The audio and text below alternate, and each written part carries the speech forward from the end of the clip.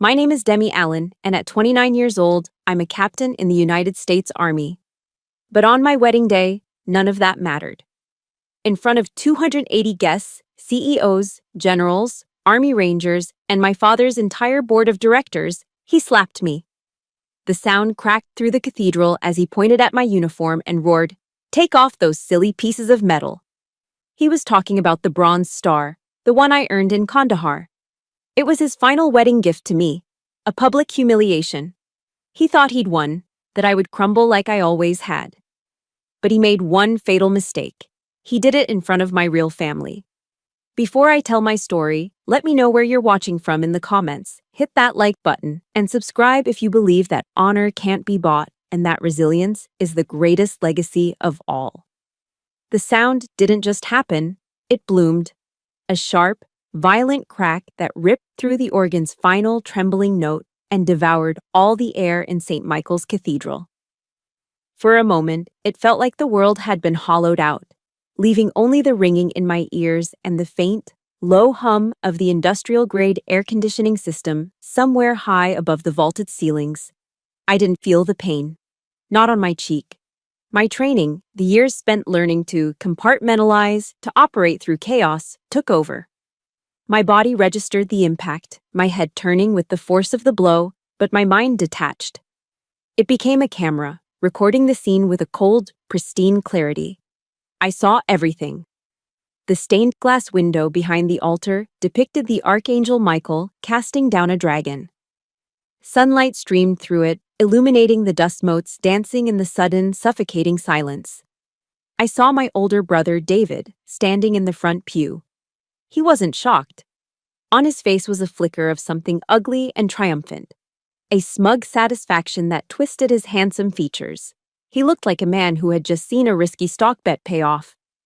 I saw the CEOs my father had invited, men who moved markets with a single phone call, now frozen in their pews, their expressions a mixture of embarrassment and alarm. They weren't looking at me, they were looking at my father, Richard Allen, as if he were a volatile asset they suddenly needed to divest from. And then I saw my family, the real one. The generals, the colonels, and the sergeants scattered amongst the guests. Their faces were granite.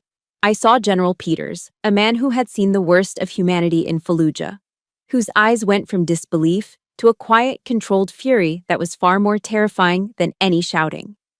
I saw the young Rangers who had served with my fiancé, Mark, their bodies instinctively straightening, their hands uncurling from their programs as if preparing for a command. They were a sea of quiet, lethal stillness in an ocean of chaos. My father stood before me, his chest heaving, the faint, cloying scent of expensive whiskey. Macallan 18, his signature, wafted from him. He was breathing heavily, his face flushed with the exertion of his rage. He looked powerful, dominant, a monument to his own authority. He truly believed, in that moment, that he had finally extinguished the last flicker of rebellion in me. He believed he had won. He was wrong. Before anyone could move, before the first shocked gasp could turn into a word, he leaned in close. The whiskey on his breath was a furnace blast against my skin. His voice was no longer a roar for the public. It was a low, venomous hiss, meant only for me, a final twist of the knife. "You've embarrassed me for the last time, you little bitch," he rasped, the words like acid in my ear. "You are no daughter of mine." That hurt more than the slap. The slap was a physical act, a temporary violation. But those words were a verdict. They were the final, brutal severing of a cord that had been fraying for 29 years. It wasn't just anger, it was a formal, cruel disownment, delivered at the altar where he was supposed to give me away. A final entry in the Allen family ledger, writing me off as a total loss. But the silence was broken not by another shout, but by movement. Precise, economical, and silent. "Mark!" He didn't yell. He didn't charge. He moved with the fluid efficiency of a man trained for war. A man whose every motion had a purpose. He didn't lay a hand on my father. He didn't need to. Instead, he took 2 steps forward and simply placed himself between me and Richard Allen.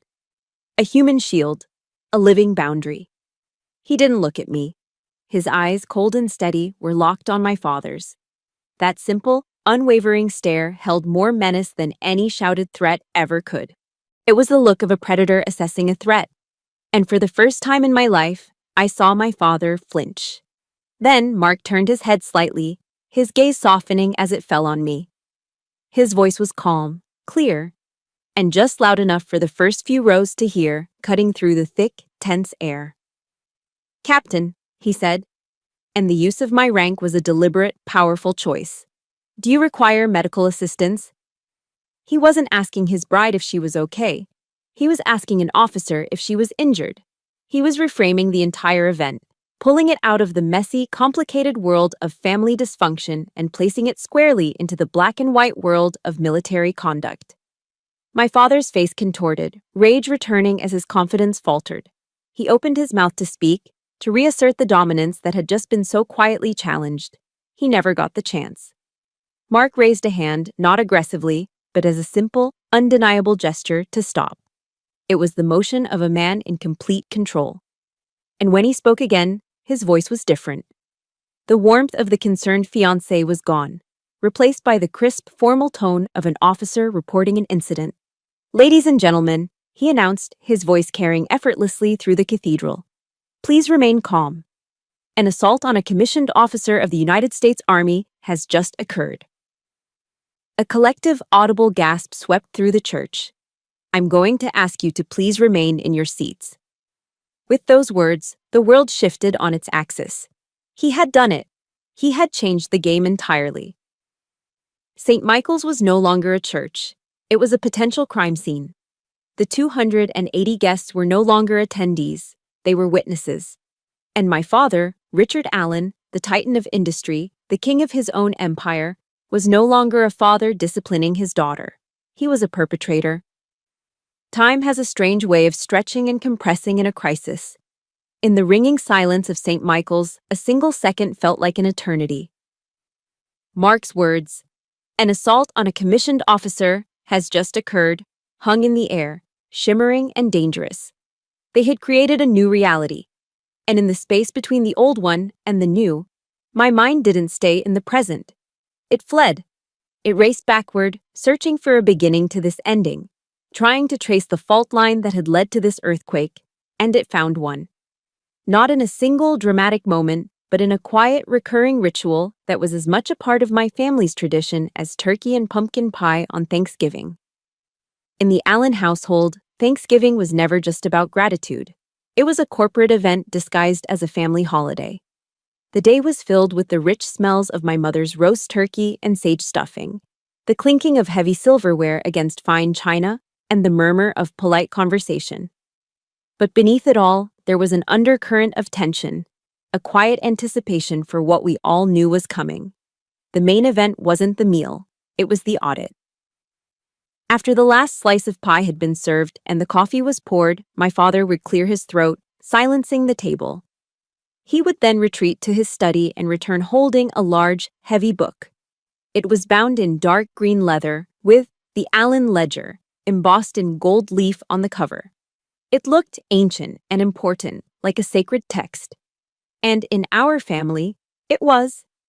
He would place it at the head of the table with a soft, authoritative thud. Opening it, he would put on his reading glasses and begin the year-end review. He'd start with David, my oldest brother. "David," he'd announce, his voice booming with pride. "A successful year. The logistics contract with Petrocorp. A net gain of $2 million for the company." He would uncap his expensive fountain pen, and we would all listen to the scratch of the nib on the thick, creamy paper as he wrote the number down. A round of applause, led by my father, would follow. David would nod, accepting it as his due. Then, Michael.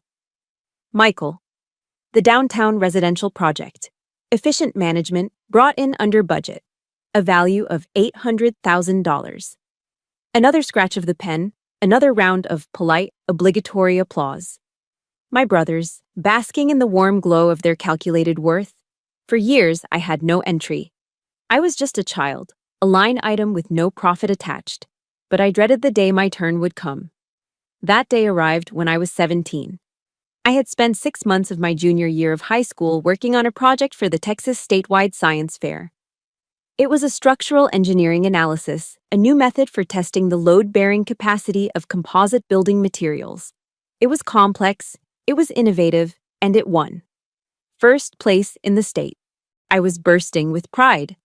For the first time, I felt I had something to bring to the Thanksgiving table, something that, in its own way, connected to the world of construction my father ruled.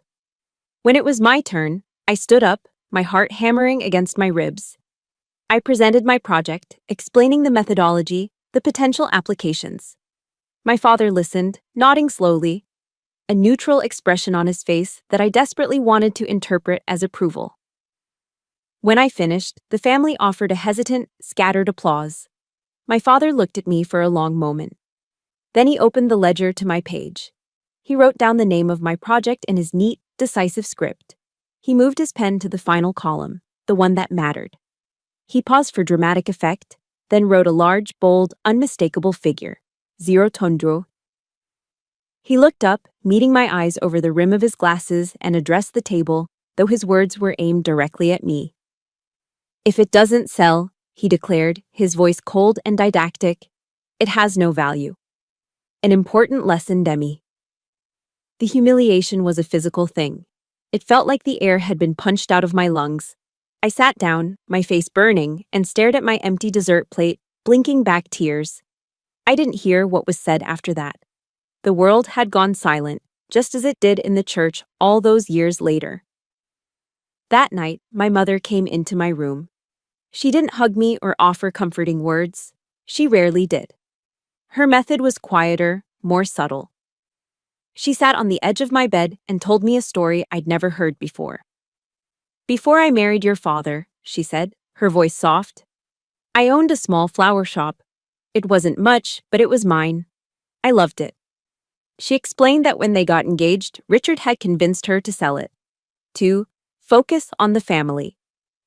But the truth, she said, was that he couldn't stand her having something that was hers, something he didn't own or control. She took my hand, her fingers cool and gentle around mine. "Don't let him buy your soul, Demi," she whispered, her eyes filled with a sad, fierce urgency. "It's worth more than all the numbers in that book." A few years later, she was gone, taken by a cancer that was as relentless as my father. But she left me with her only inheritance, that quiet act of resistance. My brothers, however, had inherited my father's cruelty. They were his enthusiastic enforcers. Throughout my childhood, they mocked my interests. The books I read were useless. My dream of being an engineer was a childish phase. They treated me not like a sister, but like a strange, unprofitable division of the family business. When I finally announced my decision to enlist in the army, it was David who sealed my fate with my father. I overheard him one night, his voice dripping with condescension. "Just let her go, Dad," he'd said. "She's a lost cause anyway. At least in the army, she'll finally learn how to follow an order." A failed investment. That's all I was to them. And now, standing at the altar in St. Michael's, the ghost of that 17-year-old girl rising inside me, I finally understood. The slap, the words, the public humiliation. It wasn't a new attack. It was just the final logical entry in a ledger that had been written long ago. My father had his leather-bound book filled with numbers. His entire world was defined by it. I looked down at my dress uniform, at the rows of ribbons over my heart. My eyes settled on the cold, hard metal of the Bronze Star. For valor, for merit, for a value that could never be bought or sold. This, I thought, a strange calm settling over me. This was my ledger. A ledger is filled one line at a time. My father filled his with dollar signs. I decided to fill mine with action. The day I enlisted, I made a clean break. I cut off the trust fund, refused the allowance, and walked away from the Allen empire with nothing but a duffel bag and a burning need to prove that my mother's faith in me and my own quiet belief in myself was worth more than 0. The price of that freedom was steep. Those first few years were a lesson in brutal humility. While my brothers were upgrading their Porsches, I was learning to budget a second lieutenant's salary. I found a tiny rundown apartment just outside the main gate of Fort Hood, Texas. The rent was cheap for a reason. That first winter, a cold snap hit Central Texas, and the ancient heater in my unit gave up with a final, rattling sigh. I didn't have the few $100s for the emergency repair, so I slept in my sweats, my fleece jacket, and piled the two thin Army-issue blankets on top of me. Lying there in the freezing dark, I could almost feel the cold seeping into my bones, but it didn't break me. It forged me. Every shiver was a reminder that I was on my own. I was paying my dues. And I was more than willing to pay. That forging process was personified by one man, Drill Sergeant Barnes. He was a senior NCO, an African-American man from rural Louisiana who had spent 20 years in the infantry and had the deep etched lines on his face to prove it. He knew exactly who I was from day one. He'd read my file. He saw Richard Allen on the next of kin line and the dollar signs that came with it. I could see the question in his eyes. How long would the princess last? He made it his personal mission to find out. He singled me out for the toughest tasks. I led the longest ruck marches. I plotted the most complex land navigation courses. I was always the first one chosen to demonstrate hand-to-hand combat techniques. He rode me harder than anyone else in my officer candidate school class. It wasn't hazing. It was a test. A crucible. The breaking point came during a field training exercise. We had been on the move for nearly 36 hours with no sleep, running drills on minimal food and water. Exhaustion was a physical weight pressing down on my shoulders, making my eyelids feel like lead. I was stumbling, my vision blurring at the edges. I felt my knees start to buckle. Just as I was about to go down, Barnes was there, his shadow falling over me. He didn't offer a hand. He didn't offer a canteen. He just stood there and looked at me, his expression unreadable. "Pain is temporary, Captain," he said, his voice a low, gravelly rumble. "But honor is forever." He wasn't tormenting me. He was teaching me. He was showing me that my last name meant nothing here. The Allen ledger had no value. Out here, the only currency was grit. I took a deep breath, pushed myself back to my full height, and kept moving. I passed his test. After my first deployment to Iraq, I was promoted to first lieutenant. I had earned it. I had led soldiers in a combat zone and brought them all home. In a moment of naive hope, I decided to write a letter to my father. It wasn't to gloat or to show off. It was a genuine attempt to explain, to bridge the chasm between our worlds. I filled 4 pages, telling him about my soldiers, about the weight of responsibility, about learning what it meant to build a legacy not of buildings, but of people. I sealed it in an envelope and sent it to his corporate headquarters in Dallas. I told myself not to expect a reply, and I was right. 2 weeks later, a crisp, professional-looking envelope from Allen Industries arrived in my mail in Baghdad. It felt heavy. I remember my hands trembling slightly as I opened it, a foolish part of me hoping for a note, a sign, anything. Inside, there was no letter. There was only my own 4-page letter, torn neatly into 4 equal squares. A silent, brutal, unmistakable message. He hadn't just rejected my words. He had negated my entire experience. If you've ever poured your heart out to someone, ever tried to make them understand your world, only to have it dismissed and thrown back in your face, I need you to do 2 things for me right now. First, hit that like button just to show you're here with me.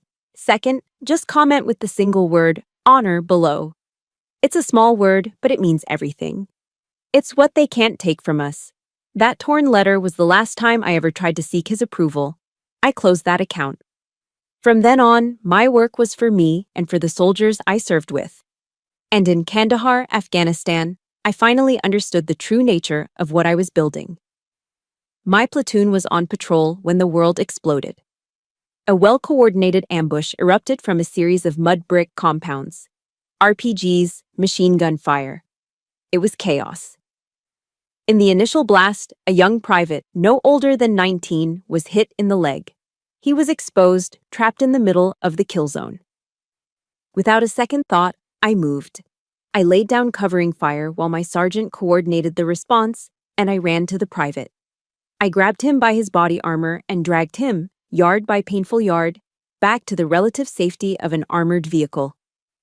The fight was over in 10 minutes, but it felt like a lifetime. After the smoke cleared and the medevac was on its way, the young private grabbed my hand. His face was pale with pain and shock, but his eyes were clear. "Thank you, ma'am," he said, his grip surprisingly strong. "I will follow you anywhere." And in that moment, I saw it all with perfect clarity. My father built skyscrapers out of concrete and steel, monuments to commerce that scraped the sky.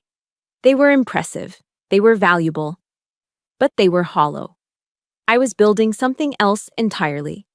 Out here, in the dust and blood of a forgotten war, I was building bonds of loyalty. I was building an empire of trust.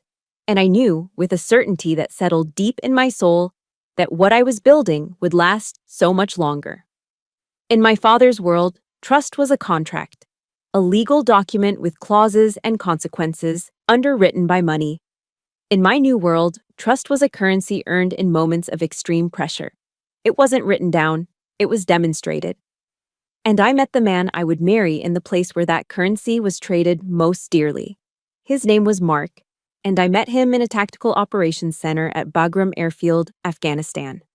The room smelled of dust, stale coffee, and the faint, sharp tang of jet fuel that clung to everything. It was a place of controlled chaos, but at that moment, it was my stage. As an intelligence officer, I was briefing a group of senior officers and team leaders on an upcoming mission. My part of the brief was a warning.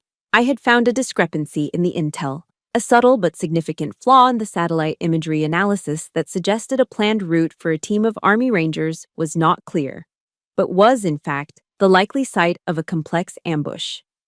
I laid out my case, pointing to shadows that didn't belong and heat signatures that were too recent. The reaction was dismissal. A full-bird colonel, eager to keep the mission on schedule, waved a hand dismissively. "It's thin, Captain. You're being overly cautious." Others nodded in agreement. I felt that old, familiar sting of being brushed aside, my careful work invalidated. I was about to stand down when a voice cut through the murmuring. "I'll take thin." Every head turned. Standing near the back of the room was a captain I didn't recognize, tall and lean. With the quiet, coiled intensity that marked him as Special Forces, he was the leader of the Ranger team in question. He stepped forward. "I trust Captain Allen's assessment," he said, his voice calm and even. "My team doesn't move until we verify." The room went silent. He had just publicly contradicted a full-bird colonel and put his mission on hold, all based on the word of an intel officer he'd never met. He wasn't just listening to me. He was betting his men's lives on my judgment. In that moment, he signed a contract with me, one written not in ink, but in absolute, unconditional trust. He saw me not as a woman, not as a name, but as a professional. It was the most profound form of respect I had ever received. Our first date, a week later, wasn't exactly romantic. It was in the main dining facility at Bagram, under the buzz of fluorescent lights, over plates of dry chicken and lumpy mashed potatoes. But the setting didn't matter. He didn't ask about my family, where I went to college, or what my father did for a living. The usual checklist of a man trying to size up a woman's pedigree. Instead, he looked at me and asked, "What's the hardest command decision you've ever had to make?" I was taken aback. I told him about a firefight in Iraq, about having to make the call to abandon a piece of expensive surveillance equipment to prioritize the evacuation of a wounded soldier. It was a choice that had earned me a reprimand for the loss of government property. He listened intently, his eyes never leaving mine. When I finished, he just nodded slowly. "You chose people over gear," he said. "That's the mark of a good leader." No one had ever called me that before. In my family, choosing people over assets was a sign of a bad investment. With one simple sentence, Mark had taken what my father's world saw as a weakness and reframed it as my greatest strength. I felt a warmth spread through my chest that had nothing to do with the lukewarm coffee in my cup. When we both returned to the States, our relationship deepened, away from the dust and danger of Afghanistan. One weekend, he took me hiking along the Barton Creek Greenbelt in Austin. We climbed up to a rocky outcrop overlooking the Colorado River, the late afternoon sun turning the water to gold. He didn't get down on one knee. He didn't pull out a diamond ring. Instead, he reached into his pocket and pulled out two blank military-issue dog tags. They were simple, silver, and felt cool and heavy in my palm. He held one up. "On these," he said, "they stamp your name, your blood type, your religion. It's what the Army needs to know to identify your body." His expression was serious, but his eyes were incredibly soft. "But I want to know what you stand for. I want to know your vow." He handed me one of the blank tags. "What will you etch onto your life, Demi?" It wasn't a proposal of marriage. It was a proposal of partnership, an invitation to build a shared legacy, a contract based not on assets, but on values. It was the most romantic thing anyone had ever done for me. I told him I would etch the word honor onto mine. He said he would etch loyalty. Before we made it official, I knew I had to do the one thing I was dreading: take him to meet my father. We met for a tense, awkward lunch at a steakhouse in Dallas that smelled of leather and money. Richard sized Mark up the way he would a potential business acquisition. He asked about his salary, his prospects, his family's net worth. When he learned Mark was also career military, a soldier who owned little more than his truck and his gear, my father leaned back and smirked. "Well," he said, dabbing his mouth with a linen napkin, "I suppose it's good my daughter found someone who shares her hobby of playing war. That's fine. But when you two are ready to build something real, you come and see me." Mark didn't flinch. He didn't get angry. He just met my father's condescending gaze with a look of calm, unwavering confidence. "We're already building something, sir," Mark replied, his voice level and respectful, yet utterly defiant. "A life." My father was speechless. For the first time, someone had stood up to him, not by challenging his power, but by simply refusing to play his game. Mark's self-worth wasn't tied to a number in a ledger, so my father had no leverage, no way to control him. On the car ride home, I was quiet, the encounter leaving a sour taste in my mouth. Mark reached over and took my hand. He pulled an old brass compass from his pocket and placed it in my palm. It was worn, the edges smooth from use. "I was going to give you this later," he said. "For you. Because you always know the way home, no matter where home is." He paused, then looked at me, his eyes seeing right through the armor I'd spent a lifetime building. "You don't need his empire, Demi," he said, his voice firm and certain. "You are an empire." The weeks following my engagement were a rare period of calm. For the first time, I felt like I was building a life on my own terms, a life Mark's words had given me the courage to claim, my own empire. But empires are never left unchallenged. The old world, the one I had fought so hard to escape, came calling. And it came with the one weapon I was least prepared for, the illusion of peace. The first move was a phone call from my eldest brother, David. It came 2 weeks before the wedding date. I hadn't spoken to him in months, and his name flashing on my screen sent a jolt of anxiety through me. I let it go to voicemail, but he called back immediately. I finally answered, my guard already up. His voice was like honey laced with arsenic, sickeningly sweet and entirely fake. "Demi, sweetheart, how are you?" he began, the picture of a concerned older brother. "Listen, Dad, he just wants what's best for you. He's just so proud, you know. He wants his little girl to look like a princess on her big day." I stayed silent, letting him spin his web. "He went out and picked a dress for you," David continued, his voice oozing with false sincerity. "A Vera Wang. Absolutely stunning. He just wants to see you happy, Demi." There it was, the opening salvo. Not a demand, but a gift.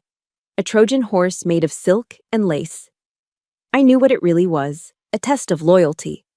A uniform for his side of the conflict. "That's very generous, David," I said, my voice carefully neutral. "But I've already chosen what I'm wearing." The honey vanished from his voice, replaced by the cold, hard tone of a businessman closing a deal. "Look, just compromise a little, Demi. Wear the dress, be nice to Dad at the church. maybe even apologize for, the misunderstanding. He'll forgive you. He's even set aside a seven-figure check as a wedding gift. Just think of it as a business transaction. A small concession for a big payout. It's a good deal. A business transaction. My dignity, my identity, my self-respect. All just commodities to be traded for peace and a fat check. The rage was a cold knot in my stomach. My wedding is not a business deal, David, I said, my voice low and final. And I'm not for sale. I hung up before he could respond. I thought that would be the end of it. I was wrong. The next day, a text message arrived from David. It wasn't words, it was a picture. An old photograph of my mother, smiling, her arm around a much younger me. She looked so happy, so full of life. The caption below it read, "She would have wanted this. She would have wanted her family to be together and happy on your special day." That was the moment the nausea hit me. It was a physical revulsion, a sickness that started in my gut and rose to my throat. They were using her memory as a weapon. They were taking the purest thing I had left of her and twisting it into a tool for emotional blackmail. In the Allen family, even the dead were assets to be leveraged. I finally saw the true depth of the toxicity, how it poisoned everything it touched, even memory, even love. And still, they didn't stop. Despite my refusal, the package arrived the next day. A box so enormous it barely fit through my apartment door, emblazoned with the iconic, elegant script, Vera Wang. It wasn't a gift, it was a power move. It was my father declaring that my wishes were irrelevant. His will would be done. I opened the box. Inside, nestled in layers of tissue paper, was a dress of breathtaking beauty. A cascade of ivory silk and intricate lace, a gown fit for royalty. It was the kind of dress little girls dream of. But as I looked at it, I didn't see a dream. I saw a prison. I saw a uniform of surrender, a costume I was meant to wear to play the part of the dutiful daughter. I looked from the dress to my own uniform, hanging crisp and proud on the back of my bedroom door. The deep blue of the Army service uniform, the polished brass of the buttons, the neat rows of ribbons telling the story of my life, my sacrifices, my honor. The choice had never been clearer. One was a costume. The other was my skin. The next morning, I carefully repacked the Vera Wang gown into its magnificent box. I didn't rip it. I didn't deface it. That would have been an emotional reaction, and this was now a strategic operation. I drove it across town to a small nonprofit I knew of, a place called Brides Across America. They provide wedding dresses, free of charge, to military brides, servicewomen or the spouses of servicemen who can't afford them.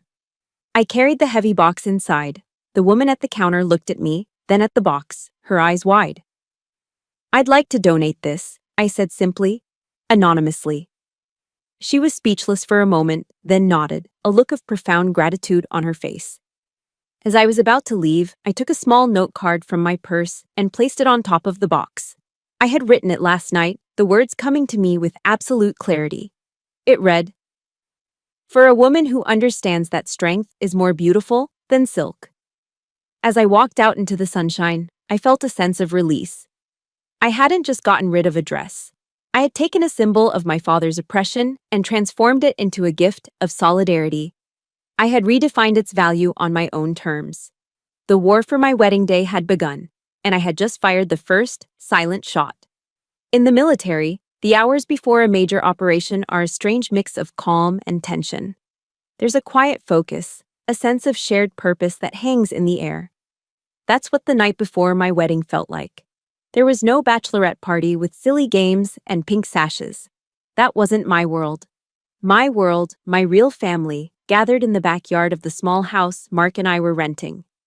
We sat around a crackling bonfire, the Texas sky dark and sprinkled with stars above us. It was just our inner circle, my two escorts for the wedding, both Rangers from Mark's unit, a tough-as-nails female Apache helicopter pilot I'd served with in Iraq, and a few others from our tight-knit community. The air smelled of mesquite wood smoke and damp earth. We passed around bottles of Shiner Bock, the iconic Texas beer, its dark amber glass cool against our palms. No one talked about the wedding. No one mentioned my father or the Vera Wang dress. Instead, we did what soldiers do. We told old stories. We ribbed each other mercilessly about past mistakes. A botched training exercise, a terrible haircut, a disastrous blind date. We laughed. It was a language of its own, a way of building a perimeter of support without ever saying the words. It was a quiet, unspoken acknowledgement that a significant operation was scheduled for the morning, and they were all on my fire team. Their presence wasn't just a comfort, it was a fortification. When the last of them had finally left, their truck taillights disappearing down the dark country road, Mark and I stood by the dying embers of the fire. He reached out and tucked a stray strand of hair behind my ear. He didn't ask if I was scared. A good commander never asks a soldier a question they already know the answer to. He knew. Instead, he spoke with the quiet certainty of a mission commander laying out the plan of attack. "Tomorrow," he said, his voice low and steady, "you don't have to fight alone. I'm there. Everyone who was here tonight is there. Whatever happens, we will face it together, just like we always have." He reached into his pocket and pulled out something small and heavy. It was an old, brass military lensatic compass, the kind you learn to trust with your life in the field. It was scuffed and worn, the markings faint from years of use. "This was my grandfather's," he said, placing it in my hand. "It got him through Normandy. I'm not giving it to you because I think you'll get lost." He smiled faintly.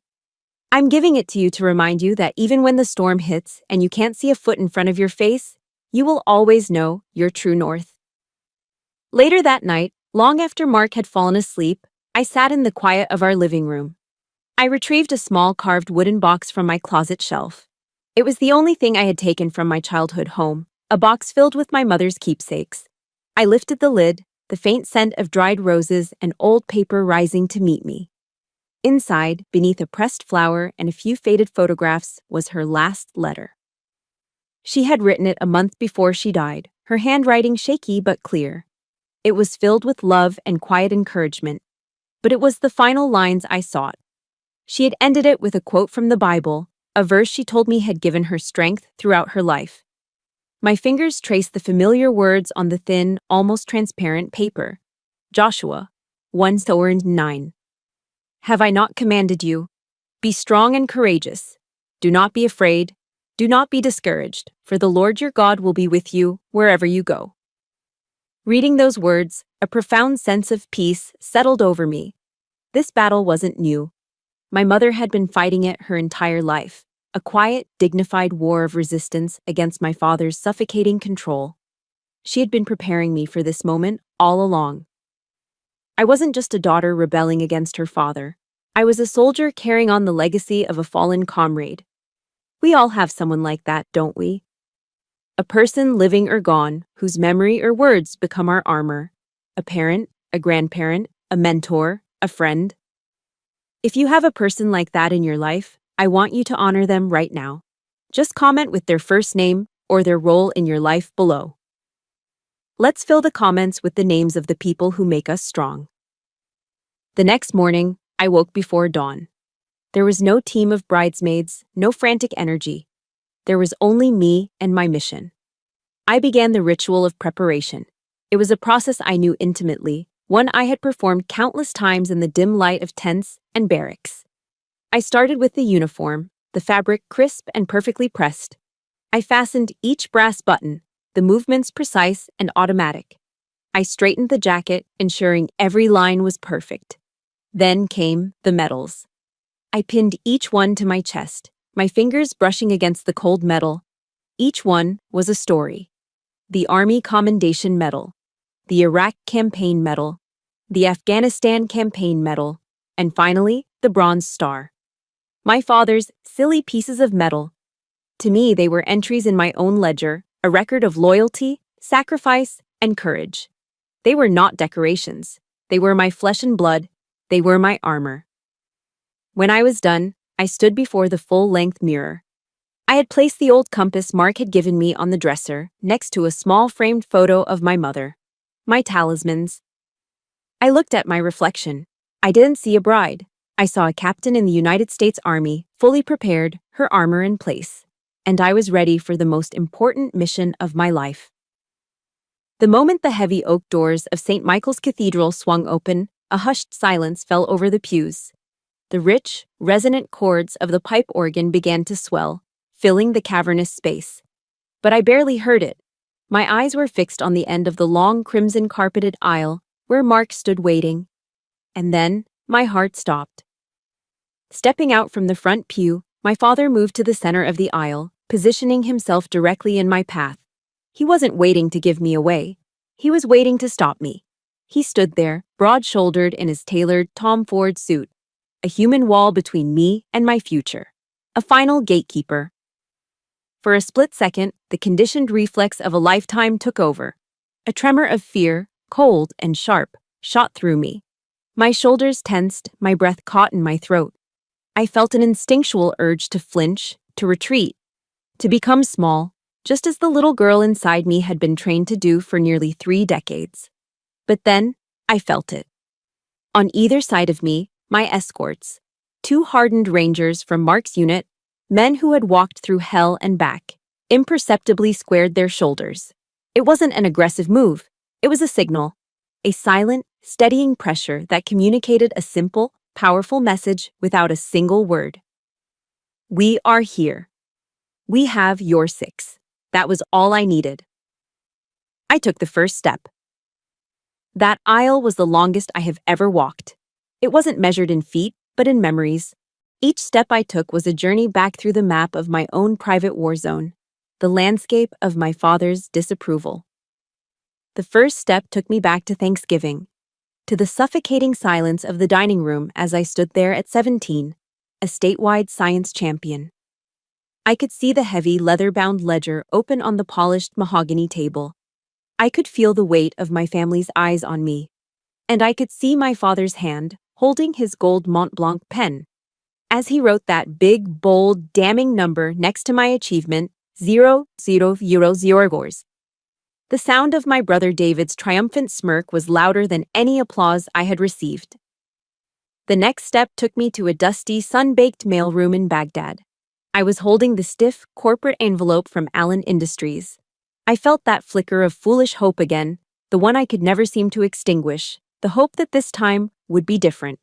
Then, the feeling of the 4 neat squares of my own letter falling from the envelope into my hand.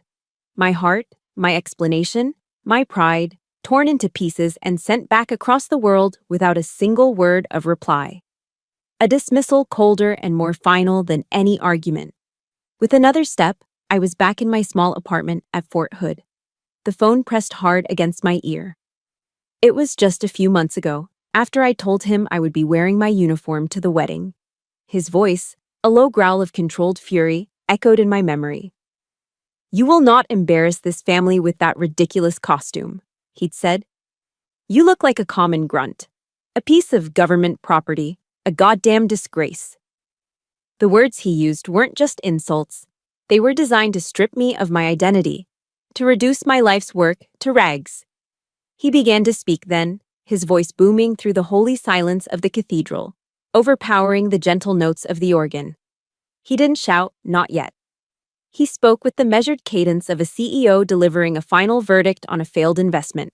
He spoke of shame, of disrespect, of a daughter's duty. He spoke of family honor, but he meant corporate reputation. For a terrifying moment, I felt myself shrinking. The captain began to fade, and the little girl, desperate for a kind word, for a single glance of approval, began to surface. I felt weak, exposed, my armor of metals and rank suddenly feeling as flimsy as paper. I was that 17-year-old girl again, standing before the ledger, waiting for my value to be declared non-existent. And then, another voice cut through the noise in my head. It was quiet, gravelly, and steady. It was a voice I had first heard in the middle of a 36-hour training exercise, a voice that had pulled me back from the brink of collapse. It wasn't my voice. It was the voice of Drill Sergeant Barnes. "Pain is temporary, Captain. But honor is forever." The words were a shield. They were simple, hard, and true. They were forged in a crucible my father could never comprehend. That voice, the voice of a man who had tested my limits and found them worthy, was louder than my father's roar. It was the voice of my true inheritance. My father raised his hand. Time slowed to a crawl. The air grew thick. The scattered gasps from the guests seemed to hang suspended in the air. I saw the movement, the beginning of the arc, the same hand that had once taught me how to ride a bike now coming to strike me down. But I didn't look at the hand. I refused to give it power. I looked past my father, past the architect of my pain, and I fixed my gaze on the end of the aisle. I looked at Mark. He was standing perfectly still at the altar, his hands clasped behind his back. And on his face, I saw no pity. There was no fear, no panicked urge to rush forward and save me. There was only absolute, unwavering trust. His eyes were not looking at a victim. He was looking at his partner, at a fellow commander, and he was trusting me to handle my sector of the battle. And in that infinitesimal space between a hand being raised and a blow being struck, I realized this wasn't an attack. It was a choice. A final, definitive choice laid bare before God and 280 witnesses. Who was I going to be in the instant after this moment passed? Would I be Richard Allen's broken daughter, the one who finally crumbled under his rage? Or would I be Captain Demi Allen, United States Army? A commander never flinches. A commander holds the line. I straightened my back, lifted my chin, and prepared to meet the impact, not as a punishment, but as my final, bloody, glorious liberation. I held my ground, my chin high, my body braced for the impact. The sting of the slap never came. In the space between heartbeats, Mark moved. He wasn't loud or aggressive. He moved with the silent, lethal efficiency of a soldier trained for war. He didn't touch my father. He didn't have to. He simply stepped between us, a human shield, his body a solid, immovable barrier. He looked my father directly in the eye, and that simple act of defiance held more menace than any shouted threat. Then he turned his head slightly toward me, his voice cutting through the suffocating tension, loud enough for the front rows to hear clearly. "Captain, do you require medical assistance?" My father, enraged at being thwarted, opened his mouth to roar again. But Mark raised a hand, a gesture of absolute authority that stopped him cold. Mark's voice was no longer that of a son-in-law. It was the clear, precise tone of an officer reporting an incident. "Ladies and gentlemen," he announced to the stunned cathedral, "please remain calm. An assault on a commissioned officer of the United States Army has just occurred. Please remain in your seats." The air turned electric. He had just changed the entire context of the event. But the real coup de grace, the move that shattered my father's world, came from a place he never could have anticipated. From the third pew, an elderly man with a chest full of ribbons and 4 silver stars gleaming on the shoulders of his dress uniform rose to his feet. It was General Matthews, a living legend in the Army, a man who had commanded divisions in Desert Storm. He was Mark's guest, a mentor from his early days. He didn't shout. He didn't need to. His voice, a deep and powerful baritone honed by decades of command, rolled through the sacred space like thunder. "Attention!" It was the highest command.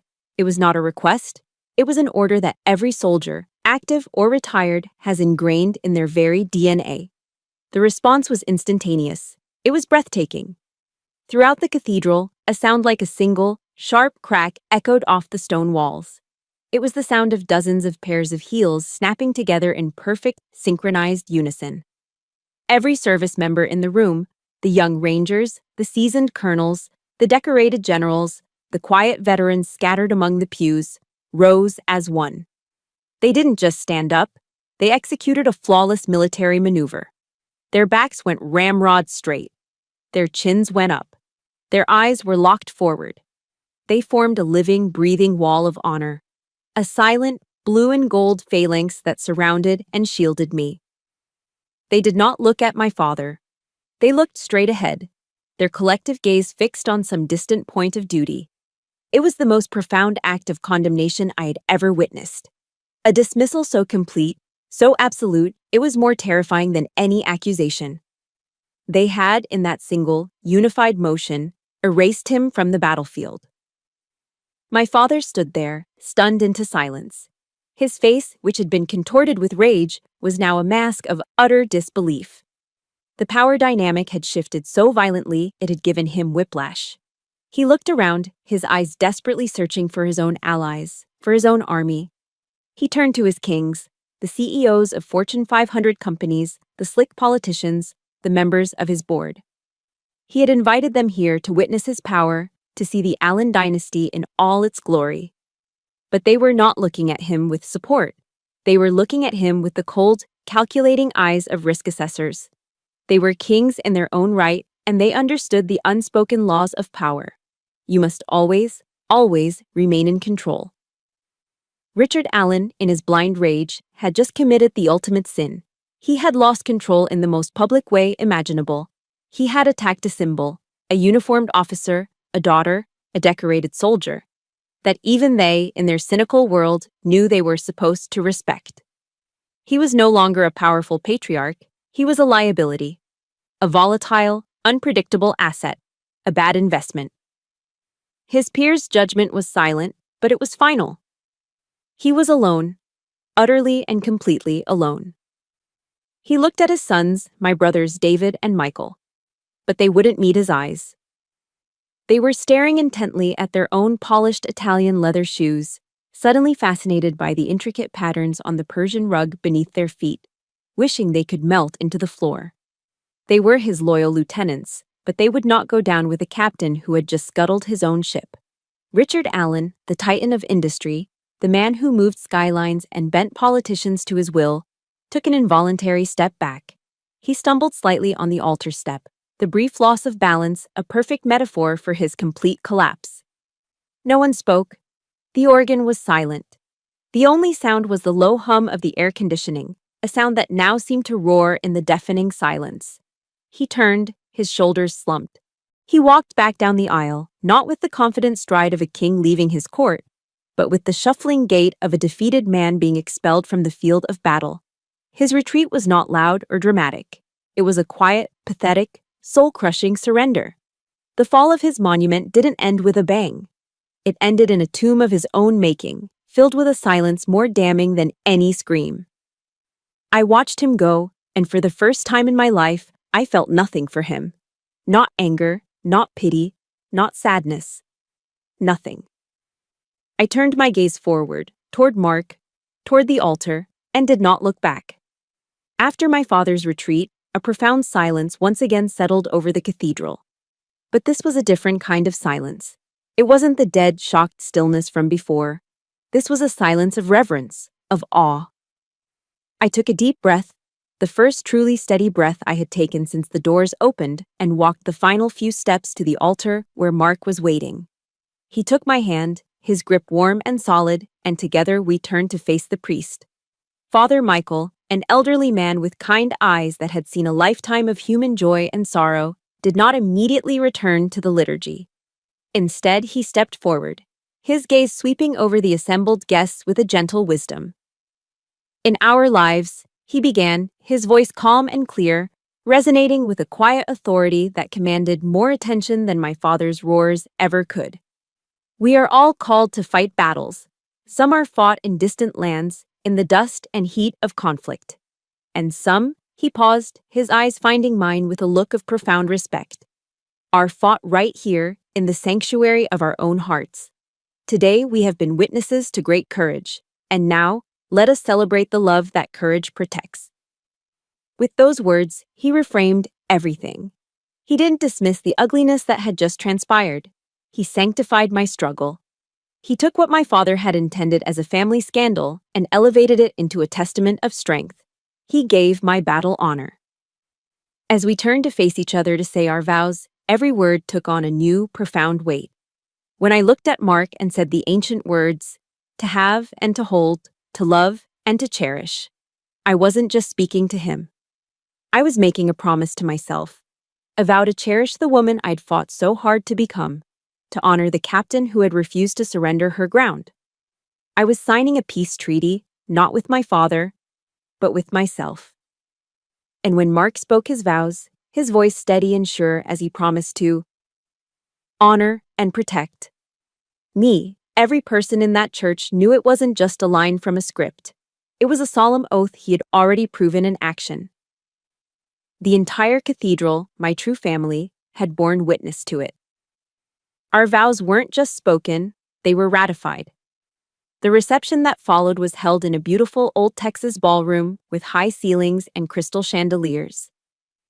It felt a world away from the tension of the ceremony. My brothers, David and Michael, hovered awkwardly in a far corner of the room, nursing glasses of expensive scotch, avoiding eye contact with everyone. They looked like defeated generals, unsure of their place in this new world order. Finally, David approached me, his tie slightly loosened, his usual arrogance replaced by a nervous energy. I braced myself for an apology, a confrontation, anything with a sliver of genuine emotion. I should have known better. "Well, you've really made a mess of things, Demi," he muttered, not looking me in the eye. "Allen Industries stock is probably going to take a hit on Monday after this little scene. Dad's reputation is everything." I looked at him, at his perfectly tailored suit, his worried expression that had nothing to do with me and everything to do with money. And I felt nothing. The anger was gone. The hurt was gone. All that was left was a hollow, echoing pity. He was a prince of an empire I no longer had any allegiance to, speaking a language of profit and loss that was now foreign to me. "That's your empire, David," I said, my voice soft but clear. "Not mine." And with that, I turned my back on him, a final, quiet act of secession, and walked away. Later, it was time for our first dance. The band leader approached Mark, expecting a request for a slow, romantic ballad. Mark leaned in and whispered something to him. The band leader's eyebrows shot up in surprise, but he nodded and returned to the stage. The opening chords that rang out were not a gentle waltz. It was the raw, defiant, iconic guitar riff of Creedence Clearwater Revival's "Fortunate Son." A grin spread across Mark's face as he led me to the dance floor. The song was a classic anti-war anthem, a protest song beloved by soldiers for its unvarnished truth about class and privilege. It was our song, a song about those who serve versus those who profit. It was the story of my life set to a rock and roll beat. Our friends, our true family, understood instantly. They formed a circle around us, not as spectators, but as participants. They weren't just watching a bride and groom, they were surrounding two of their own. We danced in the middle of that circle of honor, laughing, liberated, and free. It wasn't the first dance of a newly married couple. It was the victory dance of survivors, of soldiers who had won their war and finally come home. That night, after the last of the guests had departed and a soft quiet had settled over the house, Mark and I stood on the small balcony of our hotel room, looking out at the glittering lights of the city. The air was cool and clean.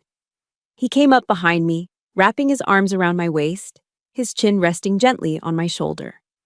We stood there in a comfortable silence for a long time, just breathing together. "Does it hurt?" he asked softly, his thumb gently stroking my arm. My hand went to my cheek, to the place where the slap had landed, where a faint phantom sting still seemed to echo. I felt the smooth, unbroken skin. Then, my hand moved down, resting over my heart. I thought of the 30 years of slights, of dismissals, of being told my worth was zero. I felt the steady, calm rhythm beneath my palm. And I knew the war was finally, truly over. "Not anymore," I whispered, and I meant it for both places. The wound on the surface and the wound that had festered deep inside for nearly 3 decades had finally, miraculously, healed at the exact same moment. A few months later, a large flat package arrived at our new home. It was heavy and professionally wrapped, with no return address. Curious, Mark and I carefully opened it on the living room floor. Inside was a large, beautifully framed photograph. My breath caught in my throat. It was a picture taken from the church balcony, a wide shot capturing the exact moment the soldiers had risen to their feet. It was all there. The perfect, rigid lines of uniformed officers, their backs straight, their gazes fixed forward. In the center of it all was me, a lone figure in my dress blues, shielded and protected by this silent, magnificent wall of honor. Off to the side, almost an afterthought, you could see the blurred figure of my father, isolated and irrelevant. My eyes welled up with tears. Our friends had secretly arranged for one of the wedding photographers to capture that moment. Bolted to the bottom of the rich, dark wood frame was a simple, polished brass plaque. The engraving was elegant and clear. It read, "Family isn't always blood. Sometimes it's the people who stand up with you."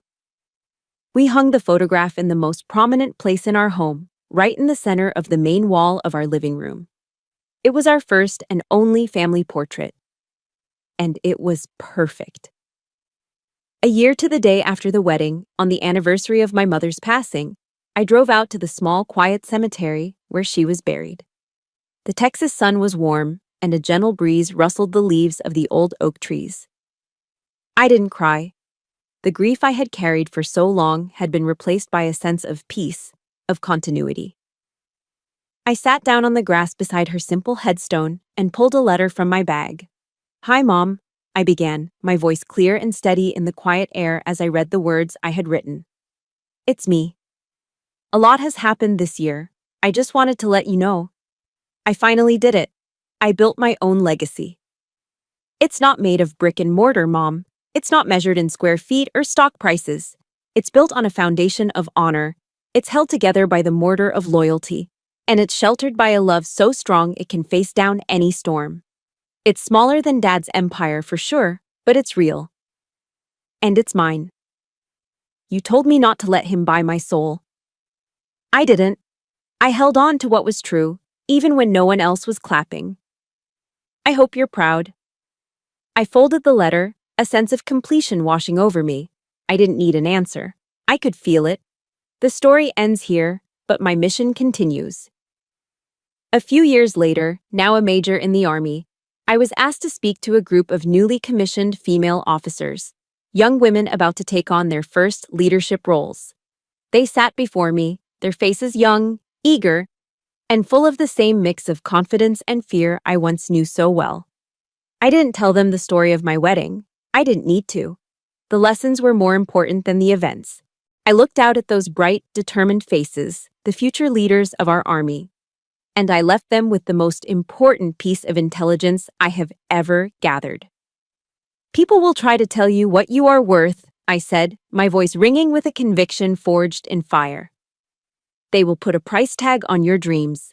They will try to fit you into a column on their ledger. Do not ever believe them. Your value, your legacy, is not defined by their applause. It is defined by your actions when no one is watching. It's defined by the integrity you maintain when you are tested. And it is defined by how you stand your ground when the entire world is telling you to fall back." I looked at each and every one of them, pouring all the strength my mother gave me, all the honor the Army taught me, and all the love Mark showed me into my final words. So go out there and build your own empire. That's my story. It's proof that a legacy isn't something you inherit. It's something you build, one act of courage at a time. I know I'm not alone, and that many of you have fought your own battles to define your own worth. Your stories are the reason this channel exists. If you believe in the power of resilience, please subscribe and become part of our community. Like this story if it touched you, and share it with one person who needs to be reminded of their own strength. Finally, comment below with one word that defines the empire you are building.